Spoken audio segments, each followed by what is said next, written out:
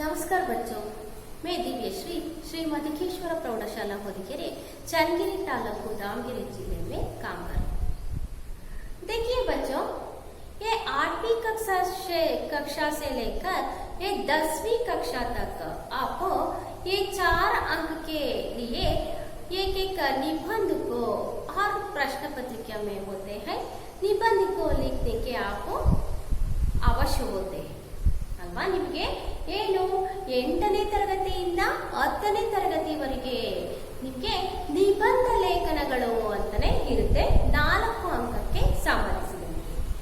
इसके बारे में आज कक्षा में देखना चाहिए। ಇವತ್ತು ನಿಬಂಧ ಲೇಖನದ ಬಗ್ಗೆ ನಾವು ತಿಳ್ಕೊಳ್ಳೋಣ। निबंध मतलब क्या है? पहले निबंध मतलब क्या है? ಹಾಗಾದ್ರೆ ನಿಬಂಧ ಅಂದ್ರೆ ಏನು? ನೀವು ಸುಮ್ಮನೆ ಲಿಖತೆ ಹೇ ಅಲ್ವಾ, ನೀವು ಬರೀತಾನೆ ಇರ್ತೀರಾ ನಿಬಂಧಗಳನ್ನ। ಹಾಗಾದ್ರೆ ನಿಬಂಧ ಅಂದ್ರೆ ಏನು? प्रबंध, कन्नड़ में क्या कहते हैं? प्रबंध कहते हैं, इंग्लिश में एसे राइटिंग कहते हैं, हिंदी में निबंध लेखन कहते हैं ಅಲ್ವಾ। ಹಿಂದಿನಲ್ಲಿ ಏನು ನಿಬಂಧ ಅಂತ ಕರೀತೀರಾ, ಕನ್ನಡದಲ್ಲಿ ಪ್ರಬಂಧ ಅಂತ ಕರೀತೀರಾ, ಇಂಗ್ಲಿಷ್ ಅಲ್ಲಿ ಎಸೆ ರೈಟಿಂಗ್ ಅಂತ ಕರೀತೀರಾ। ಹಾಗಾದ್ರೆ निबंध ಅಂದ್ರೆ ಏನು ಗೊತ್ತಿದ್ಯಾ? ಏನು एक निर्दिष्ट वस्तु के बारे में, निर्दिष्ट विषय के बारे में, क्या है? एक निर्दिष्ट विषय के बारे में उनके ये क्या है, ये विषय को विस्तार रूप से ये लिखाना चाहिए। ಏನು ಒಂದು ನಿರ್ದಿಷ್ಟದ ವಿಷಯ ಬಗ್ಗೆ ನಾವು ವಿಸ್ತಾರವಾಗಿ ಬರೆತಕ್ಕಂಥ, ವಿಸ್ತಾರ ರೂಪವಾಗಿ ಬರೆತಕ್ಕಂಥದ್ದನ್ನು ನಾವು ಏನಂತ ಕರಿತೀವಿ? ನಿಬಂಧ ಲೇಖನ ಅಂತ ಕರಿತೀವಿ। ಹಾಗಾದ್ರೆ ಈ ವಿಷಯ को कैसे लिखते हैं, कैसे लिखना चाहिए, ಹೇಗೆ ಬರಿಬೇಕು ನಾವು? ಹಾಗಾದ್ರೆ ಒಂದು ವಿಷಯವನ್ನ ಕೊಟ್ಟಾಗ ವಿಷಯ को कैसे लिखना चाहिए, ಯಾವ ರೀತಿಯಾಗಿ ಬರಿಬೇಕು ನೀವು? ಒಂದು ನಿರ್ದಿಷ್ಟವಾದ ವಿಷಯ ಇದೆ, ಆದ್ರೆ ಅದನ್ನ ಯಾವ ರೀತಿ ಬರಿಬೇಕು ಗೊತ್ತಿದ್ಯಾ? ಅದನ್ನ ನಾವು ಎಲ್ಲೆಲ್ಲಿ ಬೇಕೋ ಅಲ್ಲೆಲ್ಲಿ ಹೇಗ್ ಬೇಕೋ ಹಾಗೆ ಬರೆಯೋ ಹಾಗಿಲ್ಲ ಅಲ್ವಾ। ಒಂದು ನಿರ್ದಿಷ್ಟ ವಿಷಯವನ್ನ ನಾವು ಯಾವ ರೀತಿ ಬರಿಬೇಕಪ್ಪ ಅಂತಂದ್ರೆ, ಒಂದು ನಿಬಂಧಕ್ಕೆ कुछ ना कुछ विषय होते हैं, ಯಾವ ರೀತಿ ವಿಷಯವನ್ನ ವಿಸ್ತಾರ ರೂಪ से लिखना चाहिए, ಯಾವ ರೀತಿ ವಿಸ್ತಾರ ರೂಪವಾಗಿ ಬರಿಬೇಕು ಅನ್ನೋದಕ್ಕೆ ಕೆಲವೊಂದು ಏನೋ ಮಹತ್ವದ ಅವರೇ ವಿಷಯಗಳನ್ನ ಕೊಟ್ಟಿರ್ತಾರೆ। ನಾವು ಮೊದಲಿಗೆ ಏನ್ ಮಾಡ್ಬೇಕಾಗುತ್ತೆ? ವಿಷಯ ಪ್ರವೇಶಕ್ಕೆ ಹೋಗ್ಬೇಕಾಗುತ್ತೆ। ಇಲ್ಲಿ ಕೆಲವೊಂದು ವಿಷಯ प्रवेश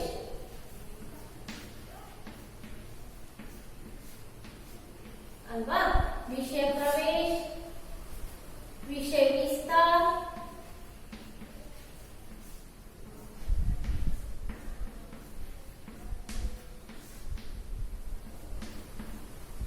और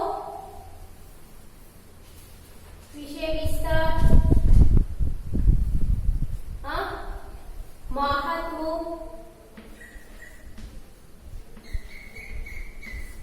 उपसंहार,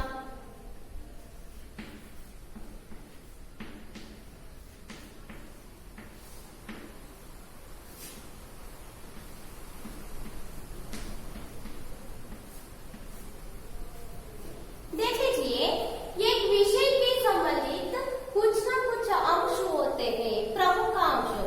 ಏನು ಒಂದಿಷ್ಟು ಪ್ರಮುಖಾಂಶಗಳು ಇರುತ್ತೆ। ಆ ಪ್ರಮುಖಾಂಶಗಳ ಆಧಾರವಾಗಿ ನಾವೇನ್ ಮಾಡ್ಬೇಕಿತ್ತು? ವಿಷಯವನ್ನ ವಿಸ್ತಾರ ರೂಪಸೆ ಲಿಖನ ಚಾಹಿಯೆ। ಅರ್ಥ ಆಯ್ತಾ? ವಿಷಯಗಳನ್ನ ಏನ್ ಮಾಡ್ಬೇಕು? ವಿಸ್ತಾರ ರೂಪದಲ್ಲಿ ನಾವು ಬರಿತಾ ಹೋಗ್ಬೇಕಾಗುತ್ತೆ। ಉದಾಹರಣೆಗೆ ಒಂದು ವಿಷಯವನ್ನ ತಗೊಂಡಾಗ ನಾವೇನ್ ಮಾಡ್ತೀವಿ? ಮೊದಲು ವಿಷಯ ಪ್ರವೇಶ, ಆ ವಿಷಯದಲ್ಲಿ ಏನು ಉದಾಹರಣೆ ನಾವಿಲ್ಲಿ ಒಂದು ಪರ್ಯಟನದ ಮಹತ್ವ ಅಂತ ತಗೊಂಡ್ವಿ। ಪರ್ಯಟನ ಅಂತ ಅಂದ್ರೆ ಏನು? ಪರ್ಯಟನ ಅಂದ್ರೆ ಏನು? ನೀವೆಲ್ಲ ಟೂರು ಅಲ್ಲಿ ಇಲ್ಲಿ ಹೋಗಿರ್ತೀರಲ್ಲಪ್ಪ, ಆ ಒಂದು ಪರ್ಯಟನ ಅಂದ್ರೆ ಏನು?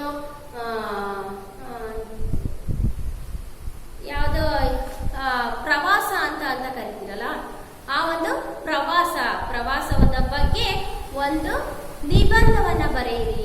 प्रवास के लिए, पर्यटन के लिए एक निबंध लिख लीजिए ಅಂತ ಅಕಸ್ಮಾತ್ ಕೊಟ್ರು ಅಥವಾ ಹೇಳಿದ್ರು ಅಂದ್ರೆ ನೀವು ಒಂದು ಏನು ಪ್ರವಾಸಕ್ಕೆ ಸಂಬಂಧಿಸಿದಂತೆ ಏನ್ ಮಾಡಬೇಕು, ಮೊದಲು ವಿಷಯ ಪ್ರವೇಶವನ್ನ ಮಾಡಬೇಕು. ಪ್ರವಾಸ ಹೇಗಿತ್ತು, ನಾವು ಹೋಗ್ತಾ ಇದೀವಿ ಅನ್ನೋದನ್ನ ಬರೀಬೇಕಾಗುತ್ತೆ. ವಿಷಯ ವಿಸ್ತಾರ, ಅದರಲ್ಲಿ ಸುಮ್ಮನೆ ಇದರಲ್ಲಿ ಪ್ರವೇಶ ಅಷ್ಟೇ ಮಾಡಬೇಕು, ಒಂದು 4 ಲೈನ್ ಅಲ್ಲಿ. ಇದರಲ್ಲಿ ವಿಸ್ತಾರ ರೂಪದಲ್ಲಿ ಬರೀಬೇಕಾಗುತ್ತೆ. ಎಲ್ಲಿಗೆ ಹೋಗಿದ್ರಿ, ಎಲ್ಲೆಲ್ಲಿ ಏನೇನಿತ್ತು, ಹೇಗಿತ್ತು, ಸಭಿ ಇಸ್ ವಿಷಯ ವಿಸ್ತಾರ ಮೇ ಆಪ್ ಲಿಖ್ ಲೀಜಿಯೇ. ವಿಷಯ ವಿಸ್ತಾರದಲ್ಲಿ ನೀವು ಈ ಎಲ್ಲ ಪ್ರತಿಯೊಂದು ಅಂಶಗಳನ್ನ ವಿಸ್ತಾರದಲ್ಲಿ ನೀವು ಬರೀಬೇಕಾಗುತ್ತೆ. ಹಾಗೆ ಮಹತ್ವ, पर्यटन के महत्व क्या होते हैं, पर्यटನದಿಂದ ಆಗ್ತಕ್ಕಂತ ಮಹತ್ವ ಏನು. ನೀವು ಪ್ರವಾಸ ಹೋಗಿದ್ದೀರಾ ಅಂದ್ರೆ ಅದರಿಂದ ನಿಮಗೆ ಲಾಭ ಇದೆ, ಹೌದು ತಾನೆ? ಏನು ಶಾಲೆಗೆ ಸಂಬಂಧಿಸಿದಂತಹ ಇತಿಹಾಸ ದೃಶ್ಯಗಳನ್ನ ನಾವು ಏನೋ ಹೆಚ್ಚೆಚ್ಚು ನೋಡೋದ್ರಿಂದ ನೆನ್ಪಿಟ್ಕೊಳ್ಳತಕ್ಕಂತ ಅಂಶಗಳು ತುಂಬಾನೇ ಇರುತ್ತೆ. ಮಹತ್ವ ಕ್ಯಾ ಹೈ, ಅದರ ಒಂದು ಪರ್ಯಟನೆಯ ಮಹತ್ವ ಏನು ಅನ್ನೋದು. ನೆಕ್ಸ್ಟ್ ಕನ್ಕ್ಲೂಷನ್, ಉಪಸಂಹಾರ ಅನ್ನೋದ್ರಿಂದ ಅಂದ್ರೆ ನಿಮ್ಮದೇ ಆದ ವಾಕ್ಯದಲ್ಲಿ ಆ ಒಂದು ಏನು ನಿಬಂಧಕ್ಕೆ ಏನು ತಮ್ಮದೇ ಆದ ಒಂದು ಉಪಸಂಹಾರವನ್ನು ನೀವು ಬರೀಬೇಕಾಗುತ್ತೆ. ಅರ್ಥ ಆಯ್ತಾ? ಈ ಎಲ್ಲಾ ಅಂಶಗಳನ್ನ ಒಳಗೊಂಡಂತೆ ನೀವು ಒಂದು ನಿಬಂಧ ಲೇಖನವನ್ನ ರಚಿಸಬೇಕಾಗುತ್ತೆ. ಹಾಗಾದ್ರೆ आज 10वीं कक्षा में ये निबंध लेखन के संबंधित दो निबंध होते हैं. पहले निबंध जनसंख्या की समस्या और दूसरे निबंध एक नारी तुम केवल श्रद्धा हो. ये 2 निबंध होते हैं. इसके लिए आज कक्षा में देखना चाहिए. पहले निबंध जनसंख्या की समस्या क्या है, जनसंख्या की समस्या.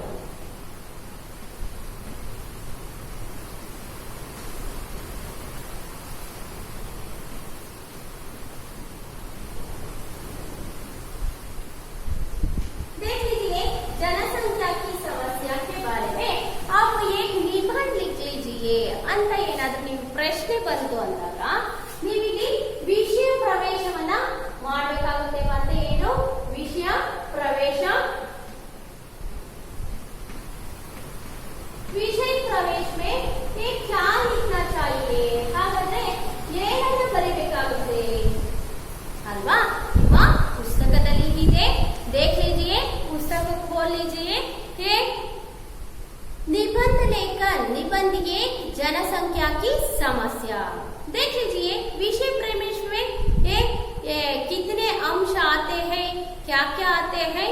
पहले मैं आदर्श वाचन करती हूँ, आप ध्यान से ये पुस्तक देख लीजिए. ये विषय प्रवेश में जनसंख्या की समस्या सामान्य रूप से विश्व की समस्या है. ये प्रतिदिन सैकड़ा में 2 बालक, सेकंड में 2 बालक जन्म लेते हैं. परंतु भारत में यह समस्या विशेष रूप से विकट बन गई है. भारत क्षेत्रफल की दृष्टि से विश्व का 7वां देश है, परंतु जनसंख्या की दृष्टि से दूसरे स्थान पर है. यह केवल चीन से पीछे है. इस समय भारत से अनुमान है कि सन 2021 ईस्वी तक भारत की जनसंख्या 125 करोड़ से कई गुना अधिक होगी. ಇದು ವಿಷಯ ಪ್ರವೇಶದಲ್ಲಿ ಇರ್ತಕ್ಕಂಥದ್ದು. ಏನು ವಿಷಯ ಪ್ರವೇಶದಲ್ಲಿ ಎಷ್ಟು ಚಿಕ್ಕದಾಗಿ ವಿಷಯವನ್ನ ಅಂದ್ರೆ ತಿಳಿಸಿದ್ದಾರೆ ನೋಡಿ. ಜನಸಂಖ್ಯಾ की समस्या सामान्य रूप से विश्व की समस्या है ಅಲ್ವಾ? ಸಾಮಾನ್ಯವಾಗಿ ಜನಸಂಖ್ಯೆ ಸಮಸ್ಯೆ ಅನ್ನೋದು ನಮ್ಮ ಒಂದು ಸಮಸ್ಯೆ ಅಷ್ಟೇ ಅಲ್ಲ, ಭಾರತೀಯ ಸಮಸ್ಯೆ ಈ नहीं ये विश्व की समस्या होते हैं ಅಲ್ವಾ, ವಿಶ್ವದ ಸಮಸ್ಯೆ ಅಂತಾನೆ ಹೇಳ್ಬೋದು. ये ಪ್ರತಿ 3 ಸೆಕೆಂಡ್ ಪ್ರತಿ 3 ಸೆಕೆಂಡ್ಗಳಿಗೆ ಏನು 2 ಬಾಲಕ್ ಜನ್ಮ ಲೇತೆ ಹೈ, 2 ಮಕ್ಕಳು ಇವತ್ತು ಹುಟ್ಟುತ್ತಾ ಇದ್ದಾರೆ. ಅಂದ್ರೆ ಎಷ್ಟು ಜನಸಂಖ್ಯೆ ಹೆಚ್ಚಾಗ್ತಾ ಇದೆ ನೋಡಿ. परंतु भारत में यह समस्या विशेष रूप से विकट बन गई है ಅಲ್ವಾ. ಆದ್ರೆ ಭಾರತದಲ್ಲಿ ತುಂಬಾ ಜನಸಂಖ್ಯೆ ಹೆಚ್ಚಾಗಿರೋದ್ರಿಂದ ಇದನ್ನ ನಾವು ದೊಡ್ಡ ಸಮಸ್ಯೆ ಅಂತಾನೆ ಪರಿಗಣಿಸಿದೀವಿ. भारत क्षेत्रफल की दृष्टि से विश्व का 7वां देश है ಅಲ್ವಾ. ನಾವು ವಿಸ್ತೀರ್ಣಕ್ಕೆ ಹೋಲಿಸಿಕೊಂಡಾಗ ಭಾರತವನ್ನ 7ನೇ ದೊಡ್ಡ ದೇಶವಾಗಿದೆ ನಮ್ಮ ಭಾರತ. परंतु जनसंख्या की दृष्टि से दूसरी स्थान पर है. ಜನಸಂಖ್ಯೆಗೆ ಹೋಲಿಸಿದಾಗ ये दूसरी स्थान होते हैं, 2ನೇ ಸ್ಥಾನ. क्षेत्रफल में ये 7वां स्थान होते हैं, ये जनसंख्या में ये दूसरा स्थान होते हैं ಅಲ್ವಾ. 2ನೇ ದೊಡ್ಡ ಸ್ಥಾನವನ್ನ ಹೊಂದಿದೆ. यह केवल चीन से पीछे इस समय भारत की जनसंख्या 125 करोड़ से अधिक है. ಇವತ್ತು ಚೀನಾ ಎಷ್ಟು ಜನಸಂಖ್ಯೆಯನ್ನ ಹೊಂದಿದೆಯೋ ಚೀನಾಕ್ಕಿಂತ ಹೆಚ್ಚಿನ ಚೀನಾವನ್ನೇ ನಾವು ಹಿಂದಿಕ್ಕುವಂತಹ ಒಂದು ವೇಗವಾಗಿ ಜನಸಂಖ್ಯೆಯಲ್ಲಿ ನಾವು ಬೆಳೀತಾ ಇದ್ದೀವಿ. 125 ಕೋಟಿ ಹೆಚ್ಚಿನ ಜನಸಂಖ್ಯೆಯನ್ನು ನಮ್ಮ ಭಾರತ ಹೊಂದಿದೆ. जनसंख्या वृद्धि की वर्तमान गति से अनुमान है कि सन 2021 ईस्वी तक भारत की जनसंख्या 125 करोड़ से कई गुना अधिक हो ಅಲ್ವಾ. ನಾವು ಜನಸಂಖ್ಯೆಗೆ ಹೋಲಿಸಿಕೊಂಡಾಗ ಮುಂದೆ ನಾವು ಏನು 21ನೇ ಇಸ್ವಿಗೆ 21ನೇ ಇಸ್ವಿ ವರ್ಷದಿಗೆ ಜನಸಂಖ್ಯೆನಲ್ಲಿ ನಾವು 125 ಕೋಟಿ ಜನಸಂಖ್ಯೆಗಿಂತಲೂ ಅಧಿಕವಾದ ಜನಸಂಖ್ಯೆಯನ್ನು ನಮ್ಮ ಭಾರತದಲ್ಲಿ ನಾವು ಕಾಣಬಹುದಾಗಿದೆ ಅಲ್ವಾ. ಈಗಿರ್ತಕ್ಕಂಥ ಜನಸಂಖ್ಯೆನು 125 ಕೋಟಿಗಿಂತಲೂ ಅಧಿಕ ಅಂತಾನೆ ನಾವು ಹೇಳ್ಬೋದು. ವೇಗವಾಗಿ ನಾವು ಜನಸಂಖ್ಯೆನಲ್ಲಿ ಚೀನಾಕ್ಕಿಂತಲೂ ಮುಂದೆ ಇದೀವಿ ಅನ್ನೋದ್ರಲ್ಲಿ ಅನುಮಾನ ಇಲ್ಲ. दूसरी क्या है, जनसंख्या में वृद्धि के कारण. ये सभी अंशों को आप ये तुम्हारा प्रश्न पत्रिके में आते हैं. ಈ ಎಲ್ಲ ಅಂಶಗಳನ್ನ ನಿಮ್ಮ ಪ್ರಶ್ನೆ ಪತ್ರಿಕೆಯಲ್ಲಿ ನಿಮಗೆ ಕೊಟ್ಟಿರ್ತಾರೆ.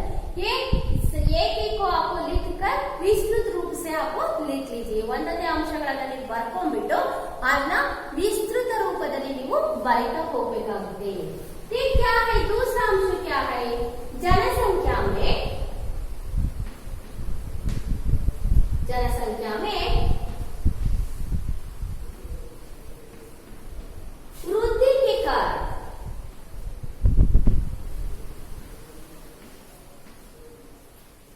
वृद्धि के कारण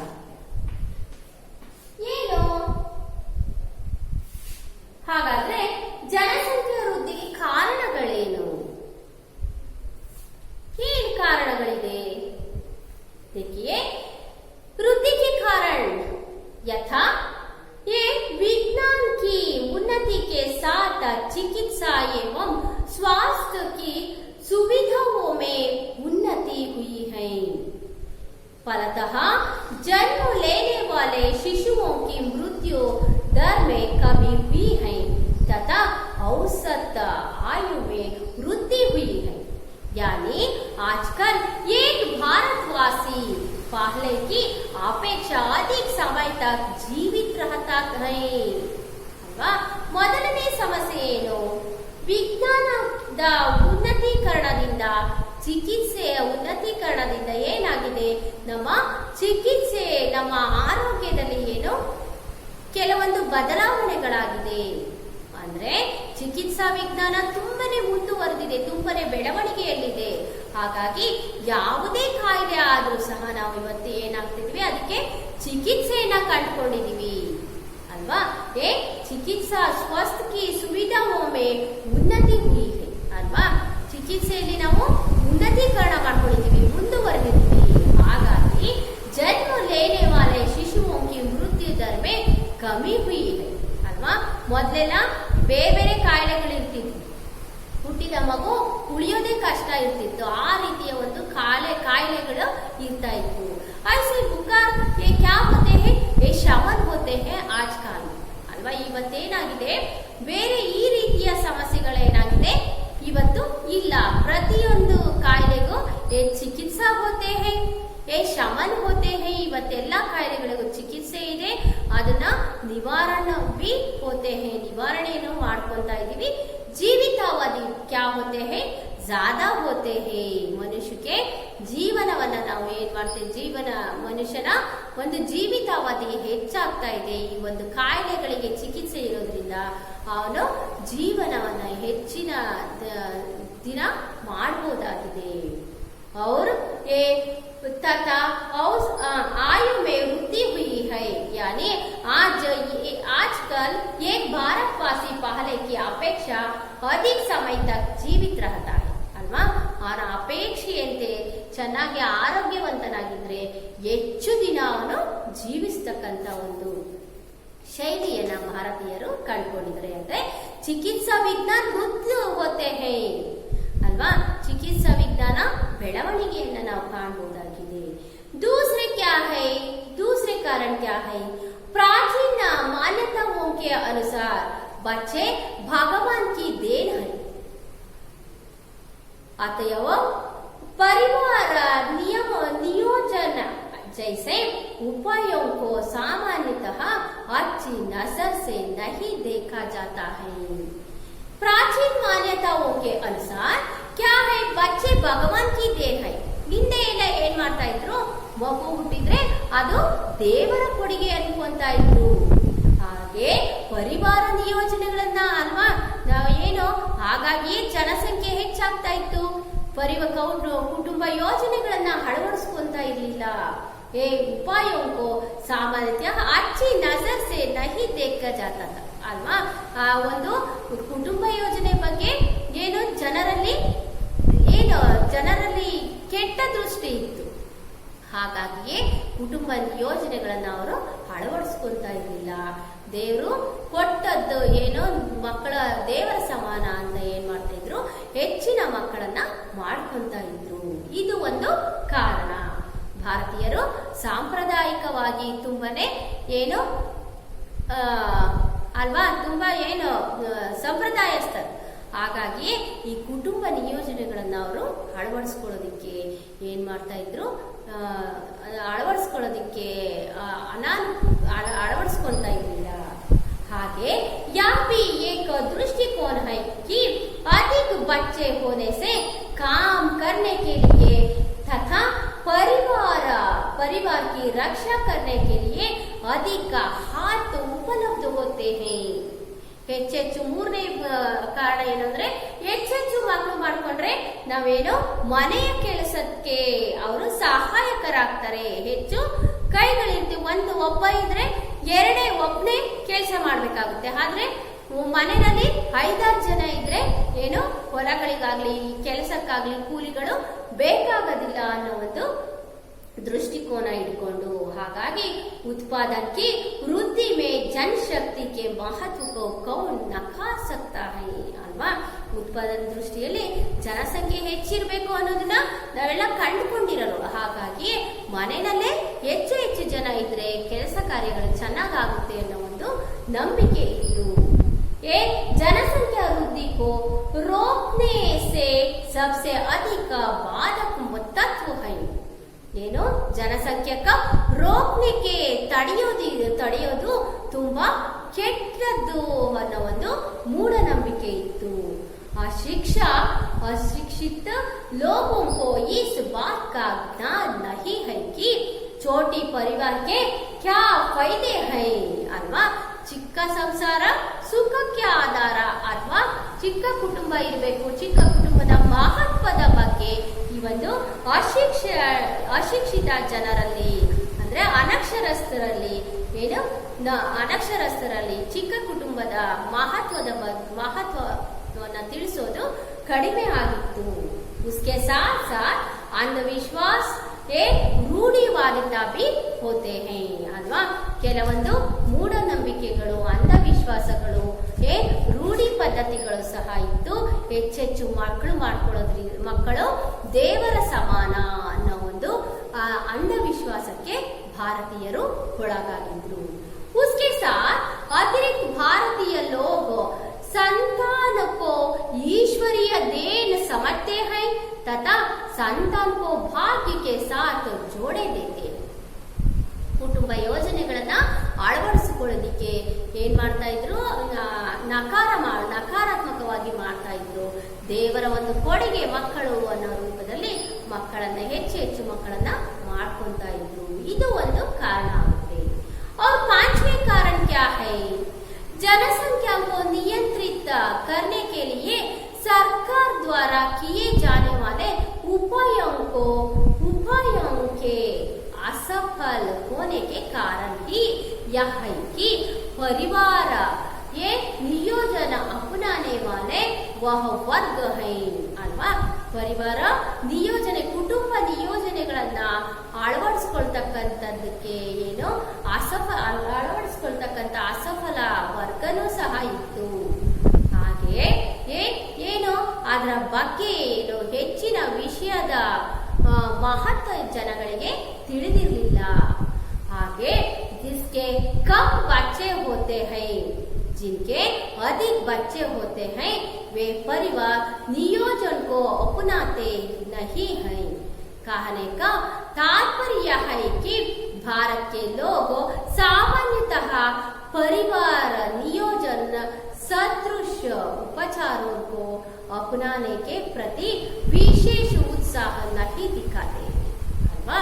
ಅವರಿಗೆ ಅವಶ್ಯಕ ರುಚಿ ಆಸಕ್ತಿನೇ ಇರಲಿಲ್ಲ ಯಾವ್ದ್ರ ಬಗ್ಗೆ, ಕುಟುಂಬ ನಿಯೋಜನೆಗಳನ್ನ ಅಳವಡಿಸ್ಕೊಳ್ಳೋದ್ರ ಬಗ್ಗೆ. ಹಾಗಾಗಿ ಇದು ಒಂದು ಮೂಢನಂಬಿಕೆ. ಅಳವಡಿಸ್ಕೊಂಡ್ರೆ ಏನಾರ ಆಗ್ಬಿಡುತ್ತೆ, ನಮ್ಮ ಆರೋಗ್ಯ ಏನಾರು ಹಾಳಾಗುತ್ತೆ ಅನ್ನೋ ಒಂದು ಕೆಟ್ಟ ನಂಬಿಕೆ.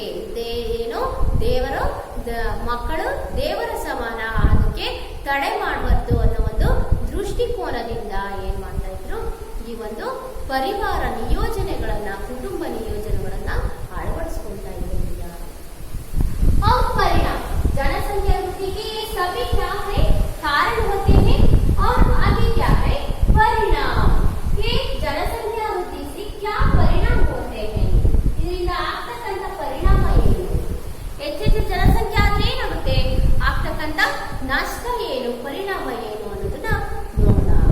ये जनसंख्या विस्फोट के दुष्परिणाम कई रूपों में दिखाई देते ಅಲ್ವಾ. ತುಂಬಾನೇ ದುಷ್ಪರಿಣಾಮಗಳಿದೆ ಇದರಿಂದ, जनसंख्या के क्या है? विस्फोट के कारण देश के प्रगति कुंठित होती है ಅಲ್ವಾ.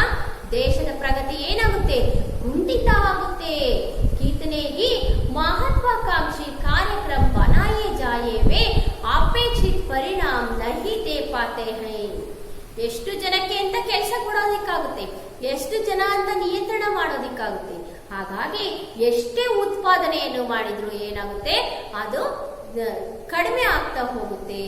ಅಷ್ಟೇ ಅಲ್ಲ, ಮಹತ್ವಾಕಾಂಕ್ಷಿ ಕಾರ್ಯಕ್ರಮಗಳನ್ನ, ಎಷ್ಟೇ ಒಂದು ಮಹತ್ವವಾದ ಕಾರ್ಯಕ್ರಮಗಳನ್ನ ಹಾಕೊಂಡ್ರು ಅವು ಯಶಸ್ವಿಯಾಗಿ ಮಾಡೋದಕ್ಕೆ ಆಗೋದಿಲ್ಲ. ಎಷ್ಟು ಜನಕ್ಕೆ ಅಂತ ತಲುಪಿಸೋದಿಕ್ಕಾಗುತ್ತೆ ಈ ಒಂದು ಕಾರ್ಯಕ್ರಮಗಳನ್ನ. ಸರ್ಕಾರದ ಯೋಜನೆಯಲ್ಲಿ ಎಷ್ಟು ಫಲಾನುಭವಿಗಳಿಗೆ ಈ ಒಂದು ಯೋಜನೆಯ ಫಲಗಳನ್ನ ಕೊಡೋದಕ್ಕಾಗುತ್ತೆ. ಇದೆಲ್ಲದೂ ಸಹ ಒಂದು ಪರಿಣಾಮವಾಗಿದೆ. पिछली 12 पंचवार्षिक योजनाएं भी अधिक जनसंख्या के कारण बहुनी साबित हुई है. कितनी भी सुनियोजित एवं सुविचारित योजना बनाई जाए वह कारागार नहीं होती है, क्योंकि जब तक योजना की अवधि पूरी होती है तब तक जनसंख्या इतनी अधिक हो जाती है कि योजना का सुफल उभर कर नहीं आ पाता है. ನೋಡಿ, ಪಂಚವಾರ್ಷಿಕ ಯೋಜನೆಗಳೆಲ್ಲ ಪ್ರತಿ ಪಂಚವಾರ್ಷಿಕ ಯೋಜನೆಯಲ್ಲಿಯೂ ಎಷ್ಟೊಂದು ಒಳ್ಳೆಯ ಕಾರ್ಯಕ್ರಮಗಳನ್ನ ಸರ್ಕಾರ ಮಾಡ್ತಾ ಹೋಗುತ್ತೆ. ಆದ್ರೆ ಮಹತ್ವ ಇದನ್ನ ನಾವು ಯಶಸ್ವಿಯಾಗಿ ಮಾಡೋದಕ್ಕಾಗ್ತಾ ಇಲ್ಲ. ಯಾಕೆಂದ್ರೆ ಈ ದೊಡ್ಡದಾಗಿ ಬೆಳೆದಕ್ಕಂತ ಒಂದು ಜನಸಂಖ್ಯೆ ಇದಕ್ಕೆ ಕಾರಣವಾಗಿದೆ. और जनसंख्या विस्फोट के कारण बेकारी की समस्या भी वृद्धि हुई है. उसके साथ क्या है, ಬೇಕಾರಿ ಕಿ ಸಮಸ್ಯೆ, ಬೇರೋಜ್ಗಾರಿ ಅಂದ್ರೆ ನಿರುದ್ಯೋಗ ಸಮಸ್ಯೆನೂ ಏನು ಹೆಚ್ಚಾಗುತ್ತೆ. ಮನೆಯಲ್ಲಿ ದುಡಿಯುವವರ ಸಂಖ್ಯೆ ಕಡಿಮೆ ಇದೆ, ಕೂತು ತಿನ್ನುವವರ ಸಂಖ್ಯೆ ಹೆಚ್ಚಾಗಿದೆ.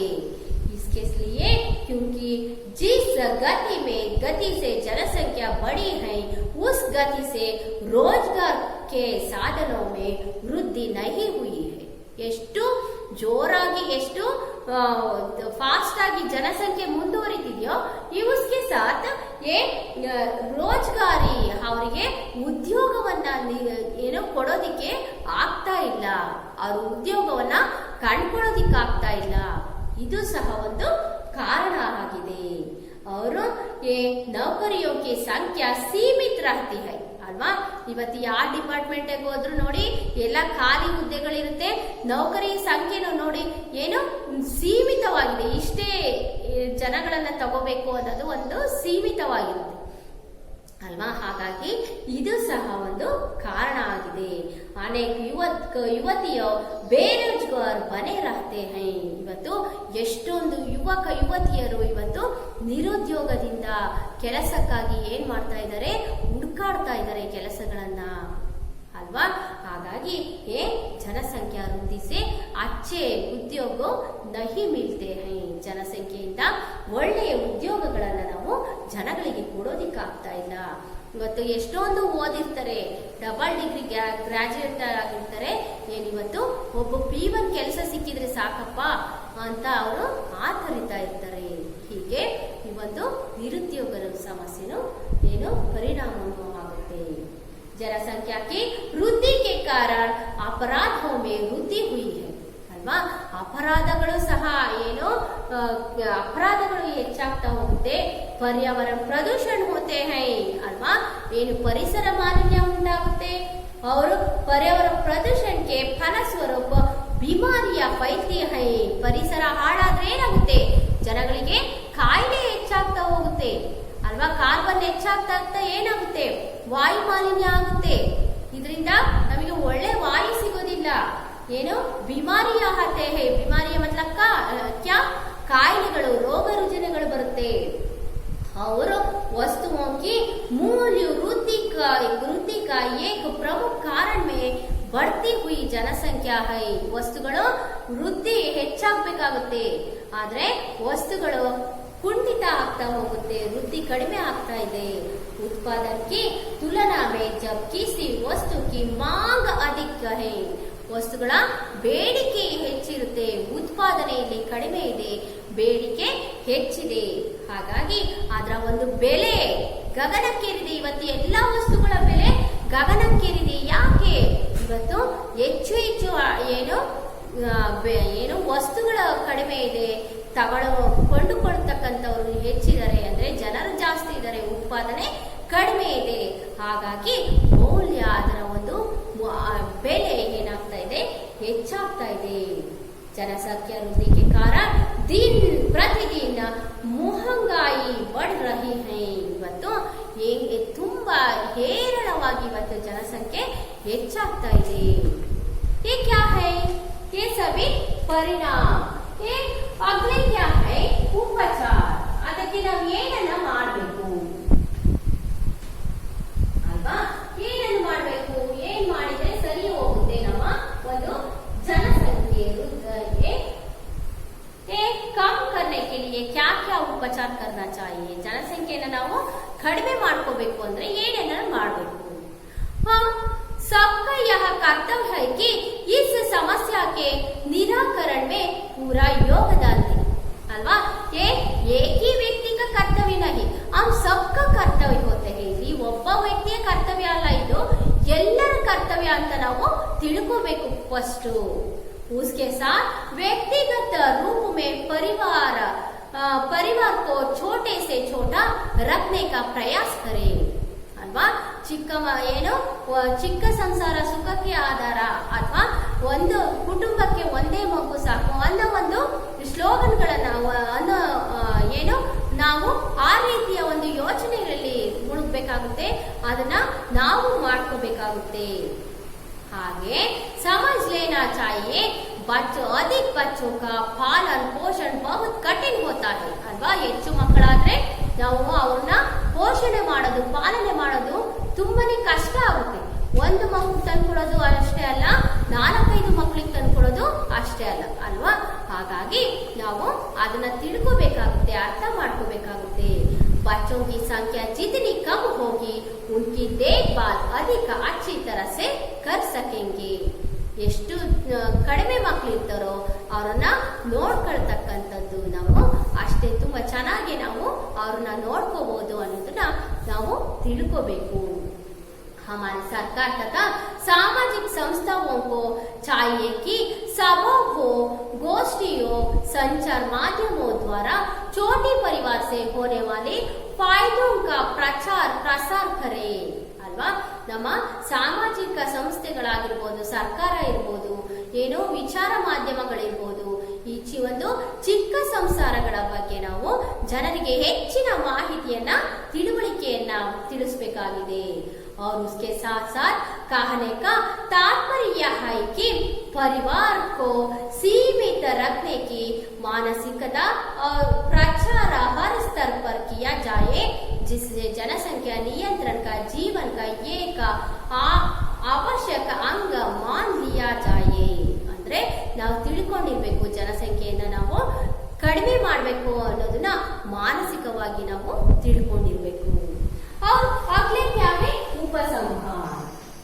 आप अपने वाक्यों में उपसंहार आपको क्या जानते हैं उनके वाक्यों में ನಿಮಗೆ ಏನು ತಿಳ್ಕೊಂಡಿದ್ದೀರಾ ಅದನ್ನ ನಿಮ್ಮದೇ ಆದ ವಾಕ್ಯಗಳಲ್ಲಿ ಉಪಸಂಹಾರದಲ್ಲಿ ನೀವು ಬರಿಬೇಕಾಗುತ್ತೆ।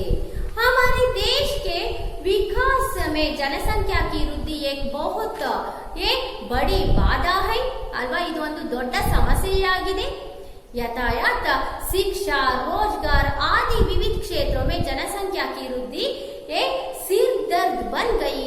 ತುಂಬಾ ತಲೆನೋವಾಗಿದೆ। ಸಿರ್ ದರ್ದ್ मतलब ಈ ತಲೆನೋವು। ಯಾಕೆಂದ್ರೆ ಎಷ್ಟು ಕೋಟಿ ನಾವು ನಿಮಗೆ ಕೊಟ್ಟರು ಏನು ಸಾಲ್ತಾ ಇಲ್ಲ ಯೋಜನೆಗಳನ್ನ, ಎಷ್ಟು ಕೋಟಿಗಟ್ಟಲೆ ಯೋಜನೆಗಳನ್ನ ನಾವು ಮಾಡಿದ್ರು ಈ ಜನರಿಗೆ ತಲುಪಿಸೋದಕ್ಕಾಗ್ತಾ ಇಲ್ಲ। ಎಲ್ಲಾ ಜನರಿಗೂ ಈ ಒಂದು समस्या से छुटकारा पाने का एक ही उपाय है, देश का प्रत्येक नागरिक इस समस्या का हल करने में सहायक होगा। ನಾವು ಪ್ರತಿಯೊಬ್ಬ ನಾಗರಿಕನು ಸಹ ತಿಳ್ಕೊಂಡಿರ್ಬೇಕು, ಈ ಚಿಕ್ಕದಾಗಿರ್ತಕ್ಕಂಥ ಸಂಸಾರವನ್ನ ನಾವು ಮಾಡ್ಕೋಬೇಕು ಅನ್ನೋದನ್ನ।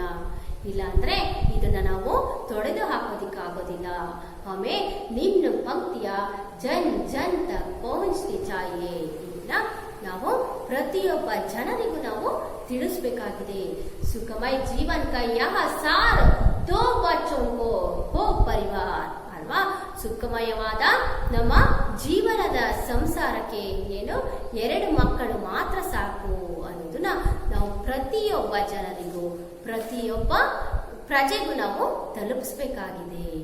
ಇದನ್ನ ಈ ರೀತಿಯಾಗಿ ನೀವು ನಿಬಂಧಗಳನ್ನ ನಿಮ್ಮದೇ ಆದ ವಾಕ್ಯದಲ್ಲಿ ಅವರು ಯಾವ ಒಂದು ವಿಷಯವನ್ನ ಕೊಟ್ಟಿರ್ತಾರೋ ಆ ವಿಷಯದ ಅಂಶಗಳ ಆಧಾರದ ಮೇಲೆ ನಿಮ್ಮದೇ ಆದ ವಾಕ್ಯದಲ್ಲಿ ನೀವು ಬರೀಬೇಕಾಗುತ್ತೆ।